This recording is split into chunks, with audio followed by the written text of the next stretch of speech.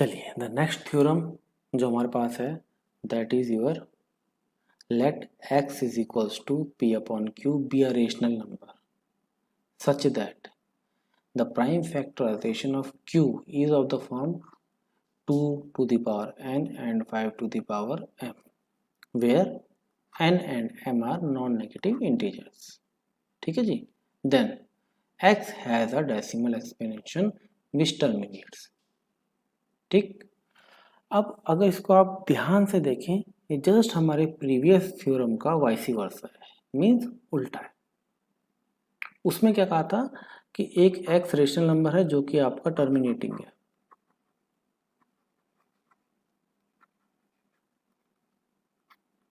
ठीक है जी. तो अगर वो टर्मिनेटिंग है तो it can return in the form of p upon q where both are coprimes and q has a prime factorization of the form of 2 to the power n and 5 to the power m. ठीक है. अब ये क्या कह रहा है यहाँ पे कि अगर हमारे पास एक x है which is a rational number such that कि q का प्राइम फैक्टराइजेशन आपका 2 की पावर n एंड 5 की पावर m में है. ठीक है. तो जो x होगा that will be your terminating decimal expansion. ठीक. अब अगेन चलिए p अपॉन q में हम p को 1 ले लेते हैं. ठीक है. अब 2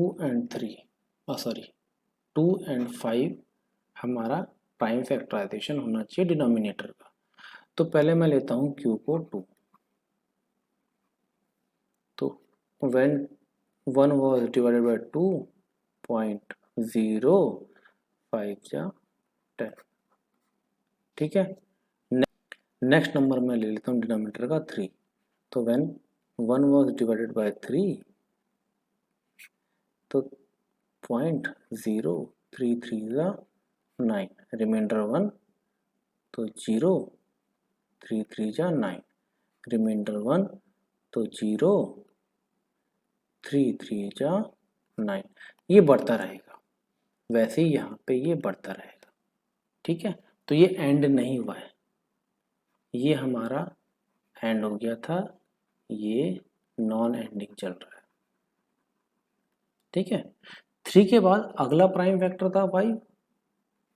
तो 1 से डिवाइड करेंगे तो 0.052 जा 10 रिमाइंडर 0. ये आपका एंड हो गया. अगला प्राइम नंबर आ जाएगा हमारा 7.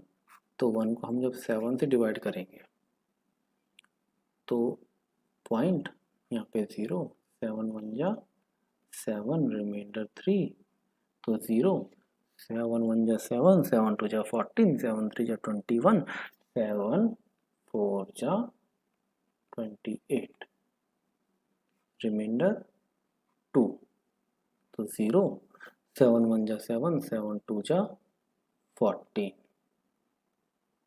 रिमाइंडर 6 तो 7 8 जा 56 4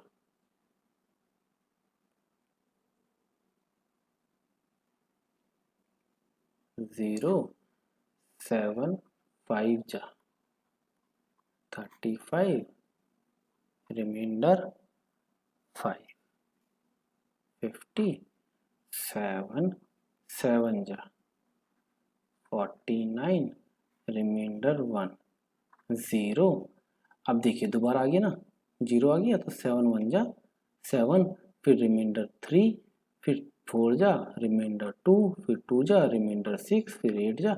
अब ये क्या है, यहाँ से लेके यहाँ तक तो अलग अलग नंबर में था.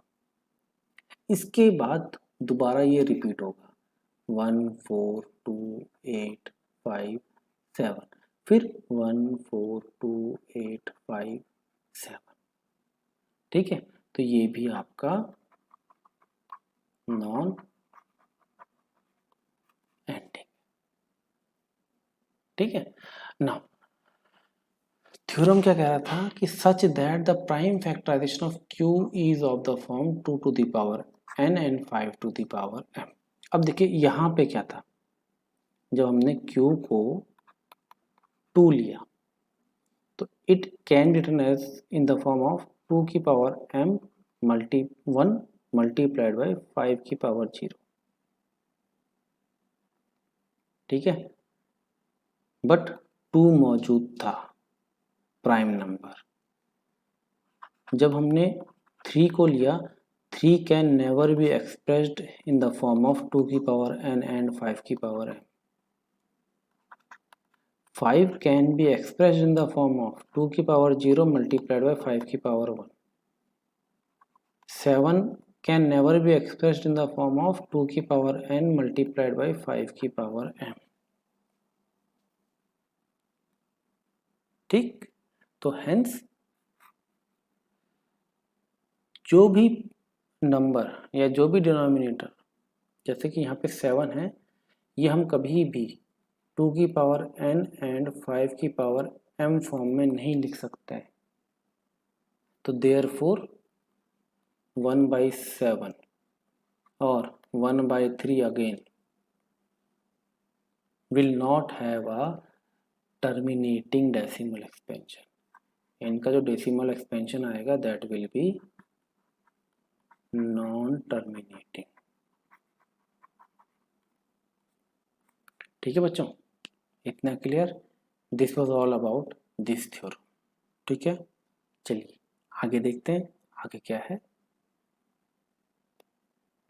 Now the next theorem which states that let x is equals to p upon q, where p and q are co-prime, be a rational number such that the prime factorization of q is not of the form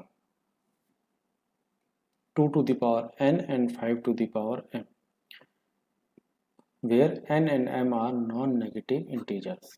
Then x has a decimal expansion which is non-terminating, repeating, recurring, same. ठीक है, अब इसने क्या बोला, x is a rational number which can be written in the form of p upon q, जहाँ पे p and q are co-prime numbers, such that the prime factorization of q is not of the form of 2 to the power n and 5 to the power m, जहाँ पे कि n and m are non negative integer. Then जो x का decimal expansion निकलेगा ना,